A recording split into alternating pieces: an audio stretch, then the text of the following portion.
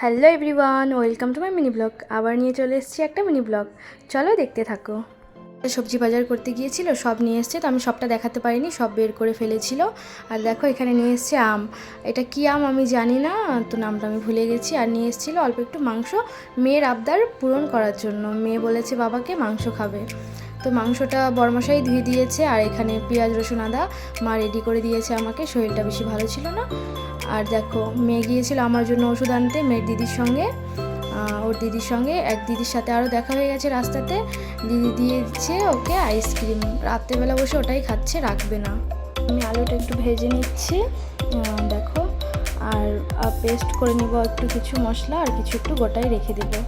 তো এখানে রুটি হবে, আমার জন্য সর্দি লেগেছে তাই মা করে দিবে। মাংসটা আমি করে নিচ্ছি। দেখো এভাবে আমি মাখিয়ে রাখি, তাহলে খুব ভালো হয়। এখন আমি মাংসটা বসিয়ে দেবো। আজকের মাংসটা খুবই ভালো ছিল, তাই খুব ভালো হয়েছে রান্নাটাও। দেখবে যে কোনো জিনিস, মাছ বা মাংস, কোনো শাকসবজি, যদি তোমার শাকসবজি বা মাছ মাংসটা ভালো হয় তাহলেই রান্নাটা ভালো হবে, নয়তো রান্নাটাও ভালো হতে চায় না যতই ভালোভাবে করো। তো মাংসটা খুবই ভালো ছিল, দেখে হয়তো বুঝতে পারছো তোমরা। কষাতে কষাতে তেল বেরিয়ে গেছিলো মাংস থেকে। আর আমি জানি যে মাংস থেকে তেল বের হয় সেটা নাকি খুব ভালো হয় খেতে, তো খুবই ভালো হয়েছিল। এখানে মা রুটি করে নিচ্ছে, আমি খাবো রুটি, মারা খাবে ভাত, মা আর আমার বড়মশাই আর মেয়ে। তো দেখো এখানে হয়ে আসছে প্রায়, এখানে মাংস কমপ্লিট।